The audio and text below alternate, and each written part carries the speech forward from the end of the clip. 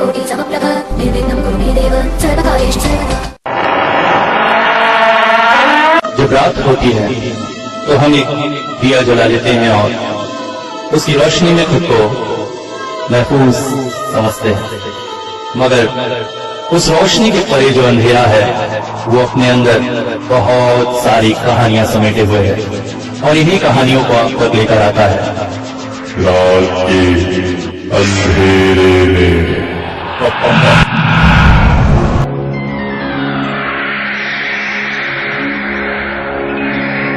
Hello, आदाब, नमस्कार, सत श्री अकाल दोस्तों।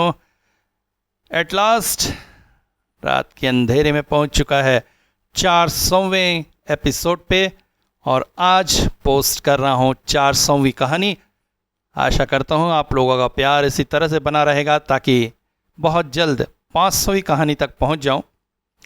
आज आप लोगों की खिदमत में पेश कर रहा हूं 2 श्रोताओं द्वारा भेजे हुए वास्तविक अनुभव।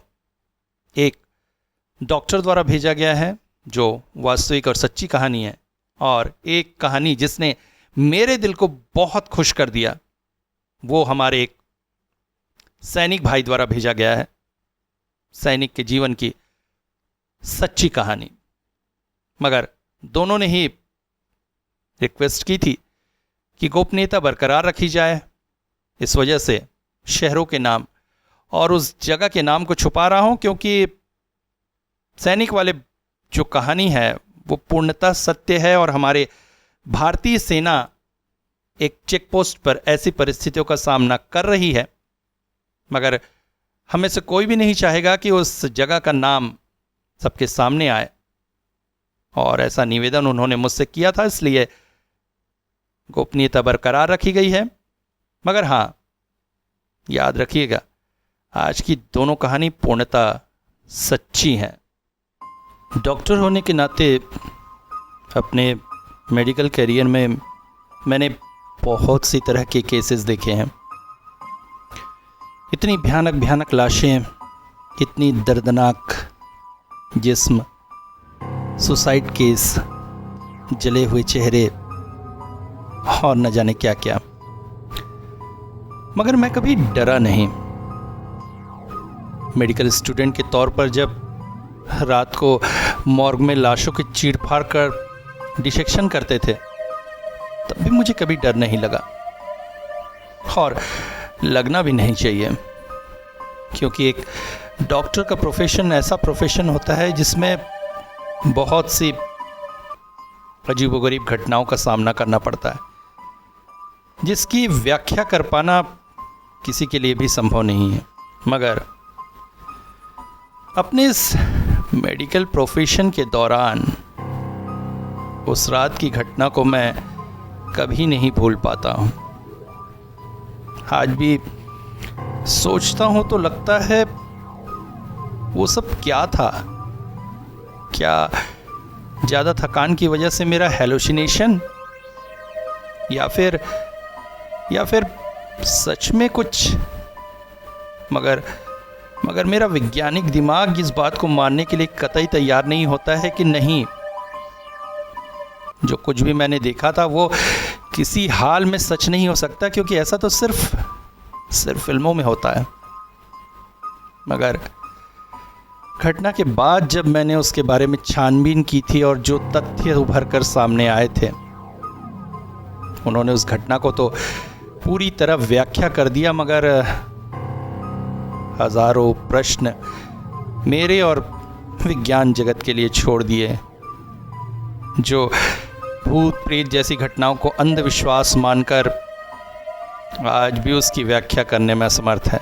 घटना को अगर शुरुआत से बताऊं तो आज से करीब 6 साल पहले की बात है।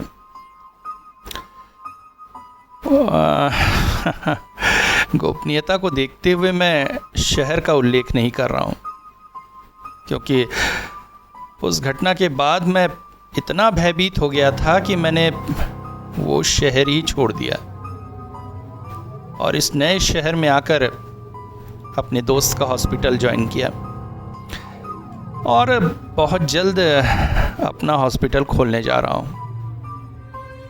मगर अपने उस जमे जमाए हॉस्पिटल को मुझे बेचना पड़ा, क्योंकि मजबूरी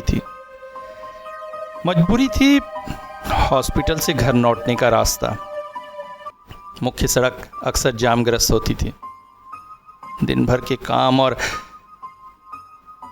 थकान से मैं इस तरह से चूर रहता था कि जल्द से जल्द घर पहुंच जाने की इच्छा होती थी। घर पहुंचने का एक ही रास्ता था, वो शॉर्टकट रास्ता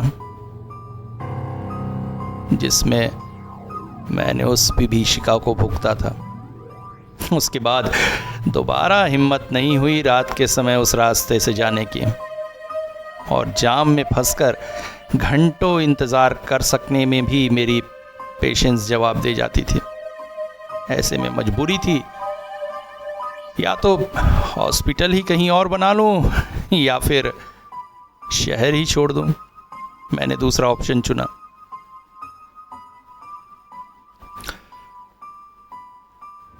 वापस घटना पर आते हैं। मैं उन दिनों काम के बोझ से थका हुआ था। हॉस्पिटल बहुत अच्छा चल रहा था। ऊपर वाले की बरकत मेरे हाथों में थी। जितने भी रोगी मेरे पास आते थे सब ठीक हो रहे थे। इस वजह से शहर में मेरा नाम भी बढ़ रहा था। अक्सर घर जाते हुए रात 12 से 1:30 बज जाते थे। शहर इतना भीड़ भरा था कि रात के इस समय भी रोड में अक्सर जाम मिलता था।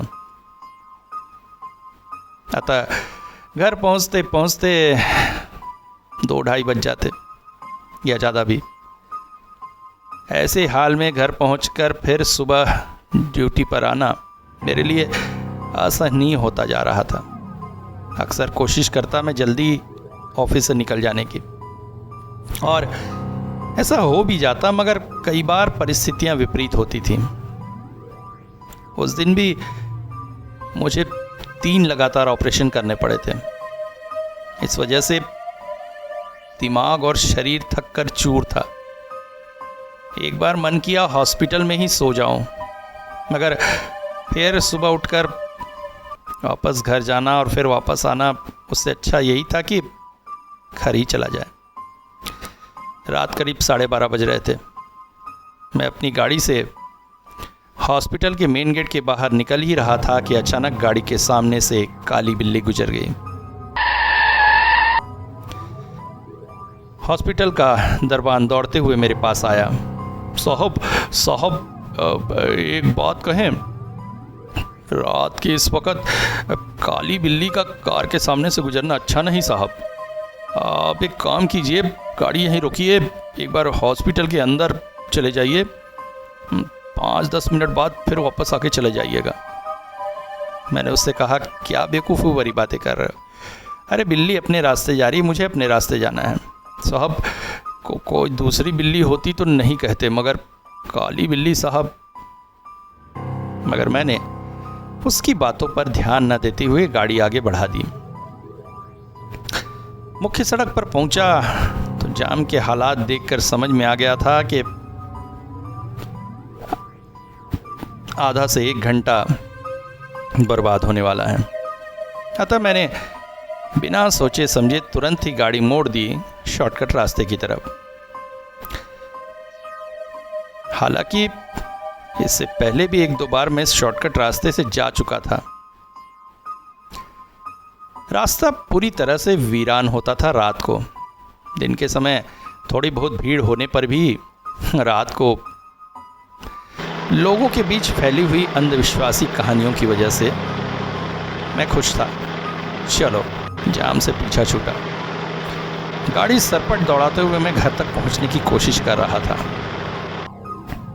तभी अचानक मुझे बहुत जोर से ब्रेक मारना पड़ा।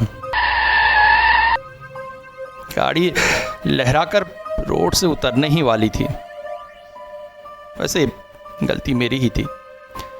जल्दबाजी में मैं गाड़ी बहुत तेज स्पीड से दौड़ा रहा था और रास्ता कच्चा था।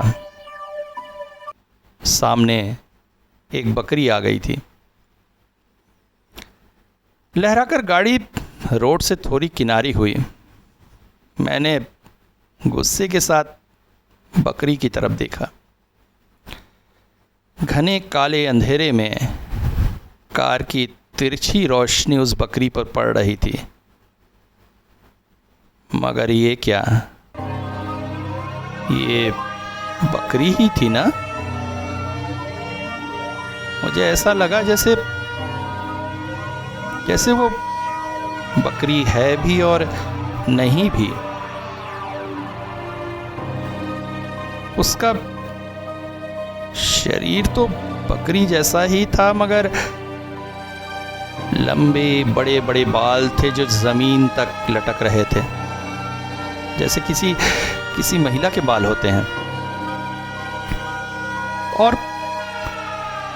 और वो क्या, उसने मुंह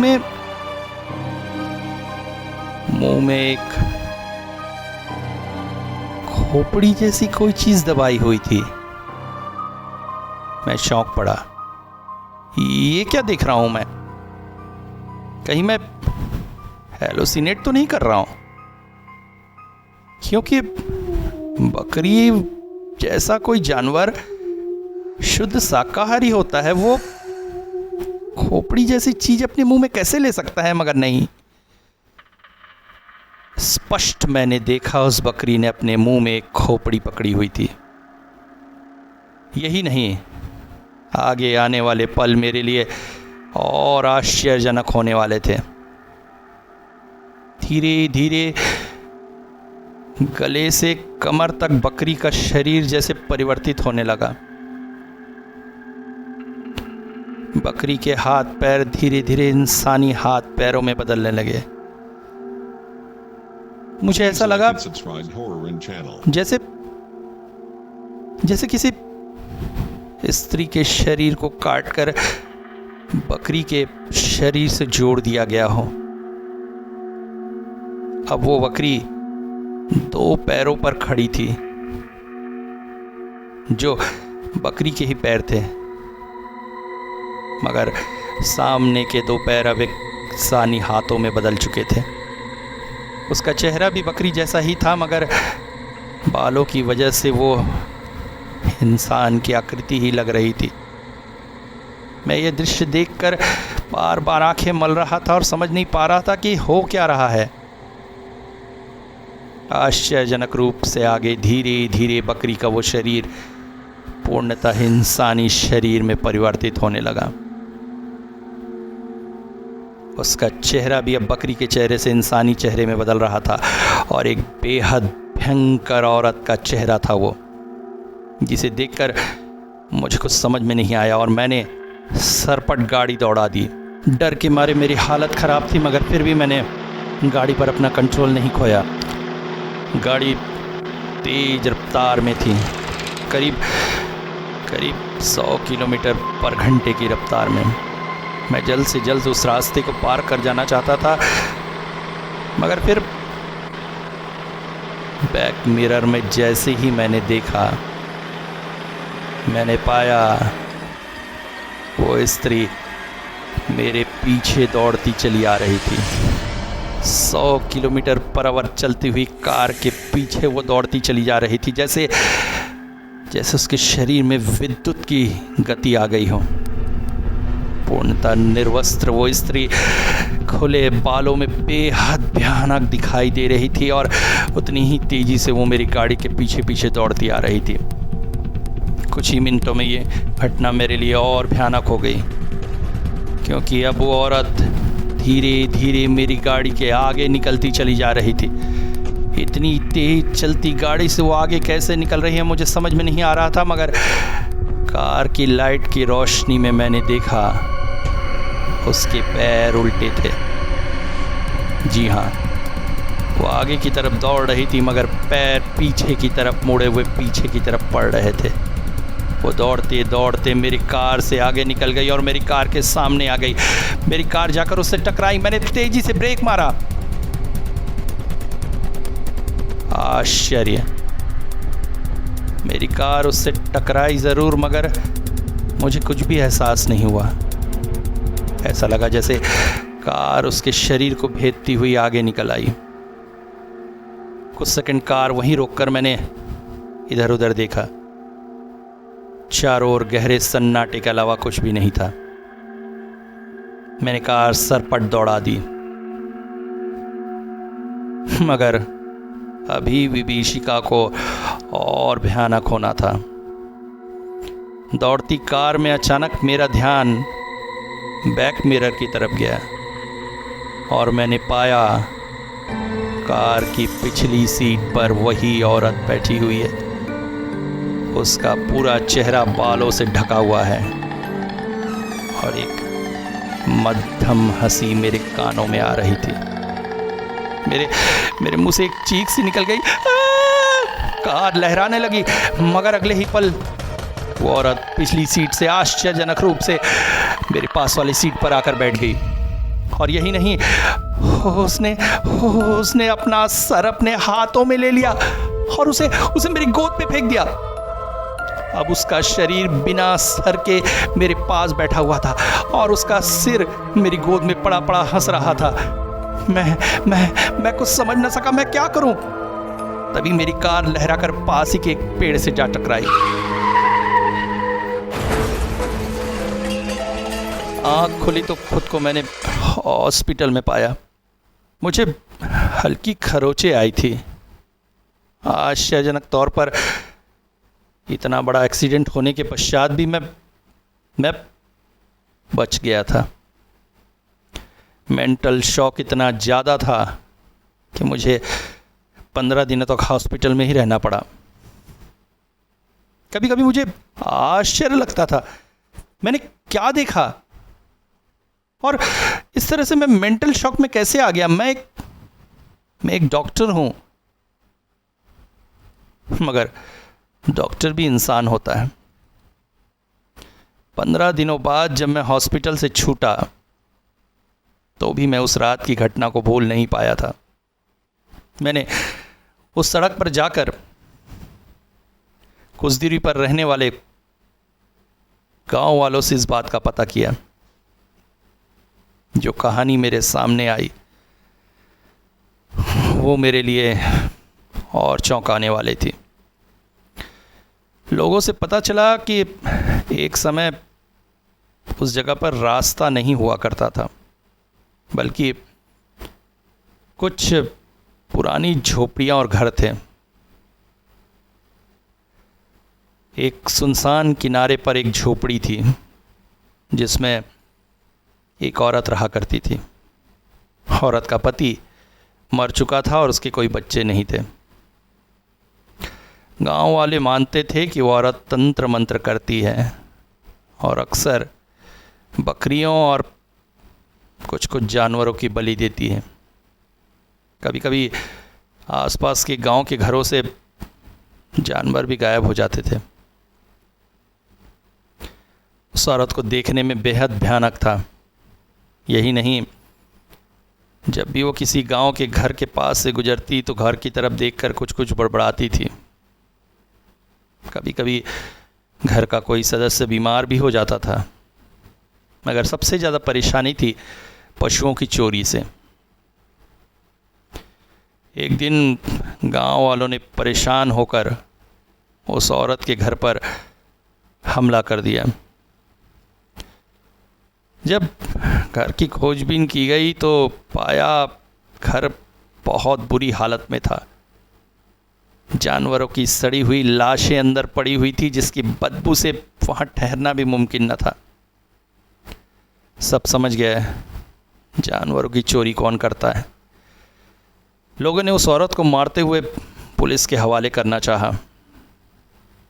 पुलिस की गाड़ी उसे लेकर जा ही रही थी कि अचानक ही वो गाड़ी से नीचे कूद पड़ी और भागकर अपने घर के अंदर चली गई, जहां पर उसने अपने ही हथियार से अपनी गर्दन काट ली और आत्महत्या करके मर गई। मगर जब पुलिस झोपड़ी के अंदर गई तो एक भयानक नजारा उनके सामने था। सबके सामने ही वो औरत अकेली झोपड़ी के अंदर गई थी और अपनी गर्दन उसने खुद ही काटी थी। मगर पुलिस के अंदर जाने पर उसकी सर छत से लटक रहे एक धागे से लटका हुआ था और धड़ पास ही जमीन पर पड़ा हुआ था। आज तक ना तो पुलिस को और न ही लोगों को समझ में आया कि अगर उसने आत्महत्या की थी तो उसके कटे हुए सर को धागे से किसने बांधा था।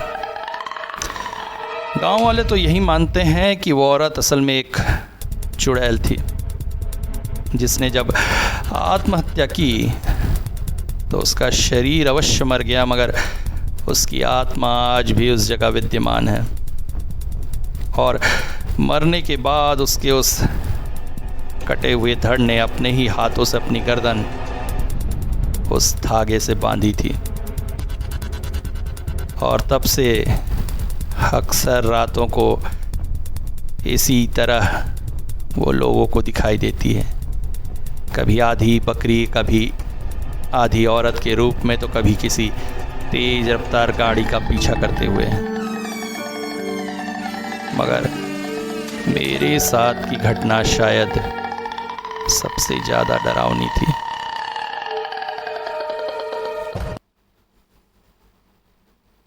नमस्कार दोस्तों, सबसे पहले तो मैं आप सबको कहना चाहूँगा जय हिंद, जय भारत की सेना। हमारी भारतीय सेना विश्व में सबसे ज़्यादा शक्तिशाली और सबसे ज़्यादा वीर है, क्योंकि जिन परिस्थितियों में हम रहते हैं उनमें अपनी देश की रक्षा करना बहुत मुश्किल होता है। विश्व के दूसरे देश भौगोलिक तौर पर बहुत समृद्ध और सक्षम है, इसलिए उनकी सेना पर उतना प्रेशर नहीं होता है। मगर हमारी भारत की सेना एक तरफ रेगिस्तान की गर्मी झेलती है तो दूसरी तरफ सियाचिन की ठंड, तो तीसरी तरफ समुद्री हवाओं को। मगर उसके बाद भी हमारे वीर देश की रक्षा में तत्पर रहते हैं। इन्हीं में से सेना की एक विंग है कुमाऊं रेजिमेंट। मैं कुमाऊं रेजिमेंट का ही एक सैनिक हूँ। देश की सुरक्षा, गोपनीयता इत्यादि को देखते हुए मैं न तो अपना नाम और न ही अपनी पोस्ट की सही व्याख्या करूँगा, मगर हाँ, जो बात मैं आपसे बताने जा रहा हूँ वो बिल्कुल सच्ची है और भारत में एक जगह विद्यमान है। और हमारे सैनिक भाई इस परिस्थिति का सामना करके भी देश की सीमा की सुरक्षा करते हैं। बस इतना कहूँगा कि ये जगह अरुणाचल प्रदेश के पास हिमालय की पहाड़ियों में सच में विद्यमान है। मेरी जब नई पोस्टिंग हुई थी तो मैंने पाया यहाँ पर हमें ऊंची पहाड़ी पर एक पोस्ट पर पहरा देना होता था। हमारा मेन पोस्ट पहाड़ी से नीचे की तरफ था। हर 8 घंटे में ड्यूटी बदली जाती थी। 2 आदमी पहाड़ी की चोटी पर जाकर पहरा देते थे और जो लोग पहरा दे रहे होते थे वो नीचे आकर चेक पोस्ट पर रेस्ट करते थे। यहाँ पर हमारे खाने पीने, बिस्तर वगैरह सबकी व्यवस्था थी। काम उतना मुश्किल भी न था और उतनी तकलीफ देह नहीं। हाँ, रात की ड्यूटी थोड़ी सी परेशानी भरी जरूर होती थी। जब मैं यहाँ पर गया तो मुझे किसी ने ये नहीं बताया कि रात की ड्यूटी क्यों परेशानी भरी होती थी। उस दिन मेरे साथ मेरे एक साथी की ड्यूटी लगी थी। हम दोनों ज़रूरी सामान, स्वेटर वगैरह लेकर पहाड़ के ऊपर पोस्ट की तरफ चले जा रहे थे। मुझे पहाड़ चढ़ने का थोड़ा कम ही अनुभव था, इसलिए अक्सर मेरी रफ्तार कम हो जाती थी। मेरे साथ के साथी मेरा साथ लेकर ही ऊपर चढ़ते थे, मगर आज जो व्यक्ति मेरे साथ था उसका स्वभाव थोड़ा अंतर्मुखी सा था। वो ज़्यादा लोगों से बातचीत नहीं करता था, इस वजह से चलते चलते वो मुझसे थोड़ा दूर निकल गया था। मैं तेज कदमों से चलकर उसके पीछे जा रहा था। चढ़ते चढ़ते हम लोग एक खास जगह पर आए। ये जगह मुझे बहुत लुभाती थी। पहाड़ी से थोड़ी ऊपर एक मैदान सा जगह था, सपाट सी, जिसमें काफ़ी बड़ी घास फैली हुई थी। एक ओर हिमालय की पहाड़ियाँ थीं, तो दूसरी ओर गंगा नदी बहती थी। मुझे इस जगह रुककर आसपास का वातावरण निहारना बहुत अच्छा लगता था। हमारी रात की ड्यूटी थी। चलते चलते शाम ढल रही थी। आसमान में हल्का हल्का अंधेरा फैल रहा था। मैं आसपास का परिदृश्य देखने में इतना व्यस्त हो गया कि मुझे ये ध्यान में ही नहीं रहा कि मैं अपने साथी से काफ़ी दूर रह गया हूँ। हालांकि मेरे पास एक तेज टॉर्च थी। अंधेरा फैलने के बाद भी मेरे लिए कोई परेशानी की बात नहीं होनी थी। मेरी जब तंद्रा टूटी तो अंधेरा काफ़ी हद तक फैल चुका था। मैं टॉर्च जलाए तेज कदमों से आगे बढ़ने लगा कि तभी उसी मैदान के एक कोने पे मुझे झोपड़ी सी नजर आई। आश्चर्य, आज से पहले भी तो मैं कई बार यहाँ से पोस्ट की तरफ गया हूँ, मगर आज तक कभी ये झोपड़ी मुझे नहीं दिखी, या मैंने शायद ध्यान ही नहीं दिया। आज पहली बार तो मैं इस इलाके को इतने गौर से देख रहा था। झोपड़ी के अंदर से हल्की हल्की रोशनी आती दिख रही थी।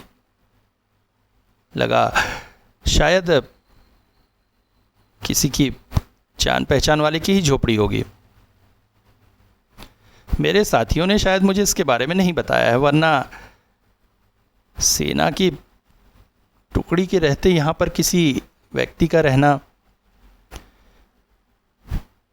मेरा साथी मुझे दिख नहीं रहा था, मगर रोशनी देखकर मुझे लगा कहीं अंदर वही तो नहीं गया है, इसलिए मैं उस ओर चल पड़ा। जैसे जैसे मैं झोपड़ी के पास जा रहा था, समझ में आ रहा था कि अंदर की वो रोशनी आँख के जलने से है।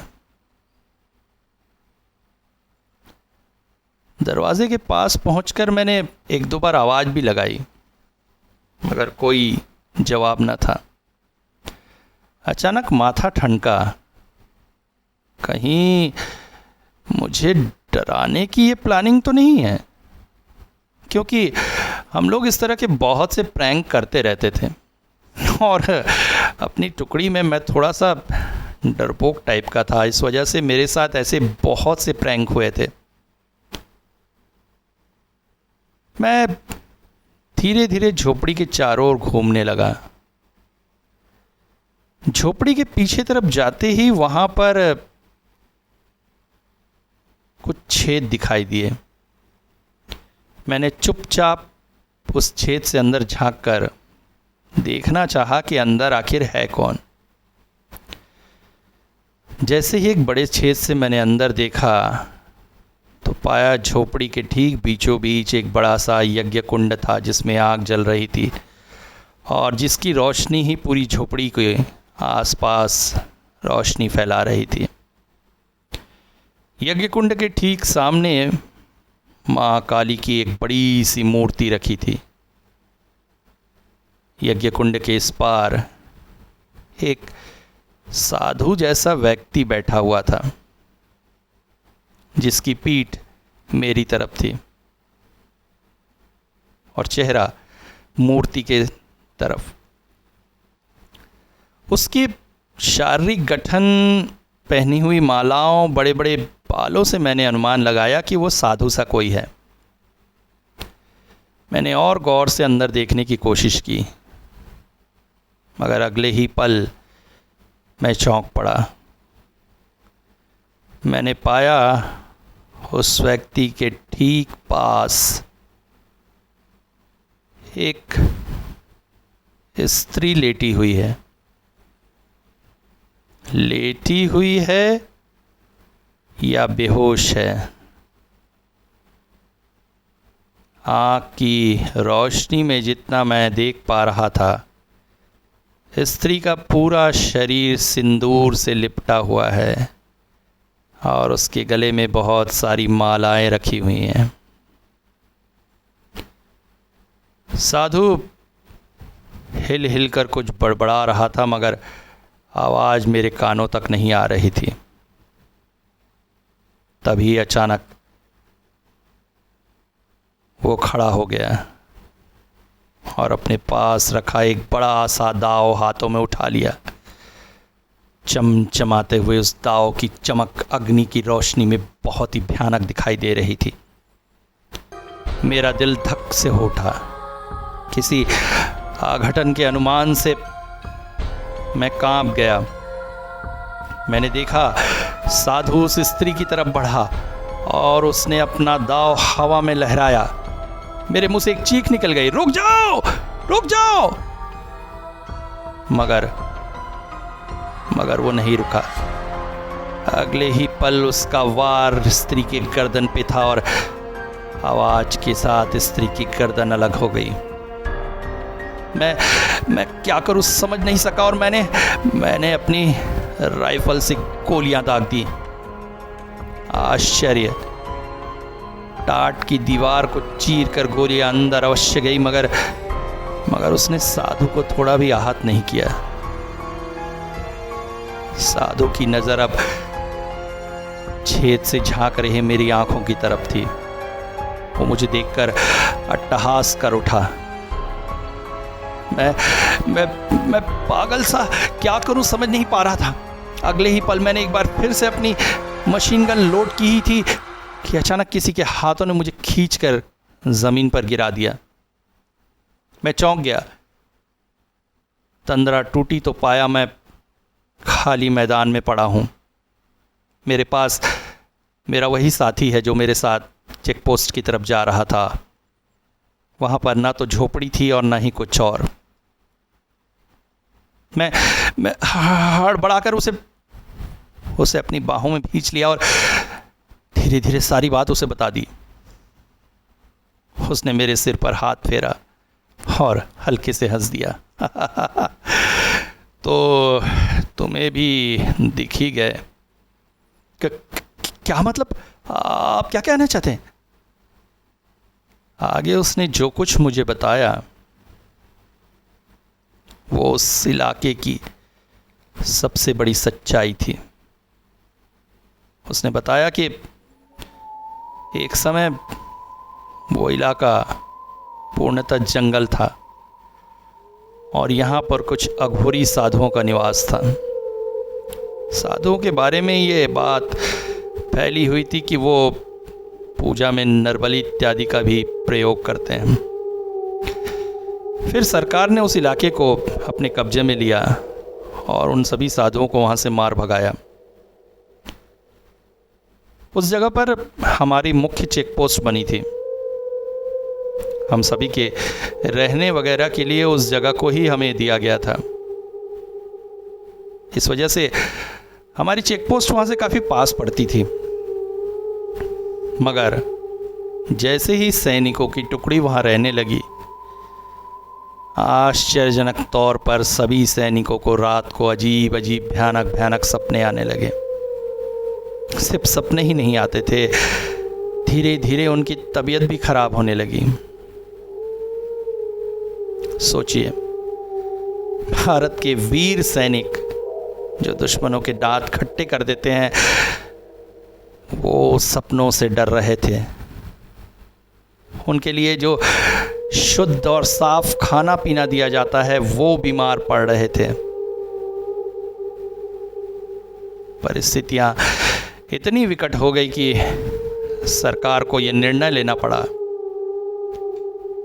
चेक पोस्ट को उस जगह से हटा दिया जाए और अंततः हमारा वो चेक पोस्ट अभी जहां पर स्थापित है वहां ले जाया गया।